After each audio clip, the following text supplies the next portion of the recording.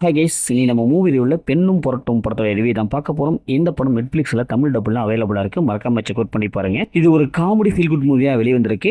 இப்போ இந்த படத்தோடைய கதையை பார்த்துடலாம். கேரளாவில் ஒரு கிராமத்தில் ஒரு குட்டி நாய் ஒன்று அனாதையாக இருக்குது. இந்த நாயை எடுத்து ஒருத்தர் வளர்க்குறாங்க, ஒரு பெண் ஒருத்தர் வளர்க்குறாங்க. அதுக்கப்புறம் அந்த நாய் தொல்லை பண்ணுறது, அடிக்க ஆரம்பிக்கிறாங்க. அடித்து பயமுறுத்தி துன்புறுத்தி அந்த நாயை வளர்த்து அதுக்கப்புறம் பெருசாகிடுது. ஒரு கட்டத்தில் அந்த நாய் அப்படியே பயங்கர ஆக்ரோஷமாக அவங்கள கடிச்சிட்டு ஊருக்குள்ளே தப்பிச்சு போயிடுறது. எல்லாத்தையும் கடிக்க ஆரம்பிக்கிறது. பயங்கரமாக மனுஷனுக்கு எதிராக மாறிடுது. அதேமாதிரி அந்த ஊரில் ஒரு மாடு அதே மாதிரி தான் பயங்கரமாக அத்துட்டு போய் எல்லாத்தையும் முட்ட ஆரம்பிக்கிறது. அதுவும் மனுஷங்களுக்கு எதிராக மாறுது. இப்படி ஏகப்பட்ட விஷயங்கள் மனித இனத்திற்கு எதிராக நடக்குது.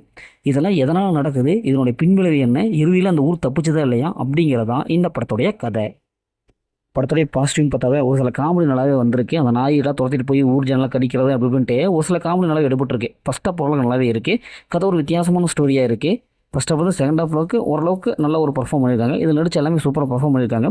குறிப்பாக அந்த மாடு அத்துட்டு போய் அந்த முற்ற சீனு இதெல்லாம் நல்லாவே இருக்குது. இதில் ஹீரோயின் லவ் பண்ணிட்டுருப்பாங்க, அவங்களும் ஹீரோயின் லவ் அக்செப்ட் பண்ணவே மாட்டாங்க. அந்த சீன்ஸ் ஓரளவு நல்லாவே இருக்குது. படத்துடைய பிஜிஎம் பொறுத்தவரை நல்லாவே வந்திருக்கு. அதேமாதிரி சினிமாவோட சூப்பரான ஒரு விஷுவல் எஃபெக்ட்டை கொடுத்துருக்காங்க. மொத்தத்தில் எந்த ஒரு இனத்துக்கு நம்ம கெடுதல் செஞ்சால் அது வந்து கெடுதலாக தான் முடியும் அப்படிங்கிற ஒரு மெசேஜை டேரக்டர் வந்து இந்த படத்தில் வந்து சொல்லியிருக்காரு. இந்த படத்துடைய மைனஸில் பார்த்தாவே நிறையா சீன்ஸ் வந்து ரொம்ப ஸ்லோவாக இருக்குது. ஸ்க்ரீன் பிளே ரொம்ப ஸ்லோவாக இருக்குது. ஃபஸ்ட் ஹாஃப் வந்து கடைசி வரைக்கும் எந்த இடத்துலையுமே என்கேஜ்மெண்ட்டே இல்லை, அந்தளவுக்கு இல்லை. செகண்ட் ஹாஃபில் காமெடியில் எடுபடவே இல்லை. இது ஒரு காமெடி படம் அப்படின்னு கொடுத்துருக்காங்க. ஒரு சில காமெடி மட்டும் தான் எடுபட்டுருக்கு. இன்னும் கொஞ்சம் ட்விஸ்ட் அண்ட் பக்காவாக கொடுத்துருக்கலாம். அது மிடில் சீன்ஸாக கொஞ்சம் போர் அடிக்கிற மாதிரி இருக்குது. படத்துடைய ஃபஸ்ட் ஹாஃபில் வந்து அந்த ஸ்பீடுன்னு வந்து கொடுத்துருக்கலாம். மலையாள படம்னாவே வழக்கம் போல் அந்த ஸ்லோனஸ் தெரியுது. இது ரொம்ப ஸ்லோவாக இருக்குது. இந்த படத்தில் அந்த மாதிரி சீன்ஸில் எதுவுமே இல்லை. ஃபேமிலியோட பார்க்கலாம். மொத்தம் இந்த படம் சூப்பராக சும்மா இருக்கானா இந்த படம் ஒரு ஒன் டைம் பார்த்து தான் நாங்களும் சொல்கிறேன்.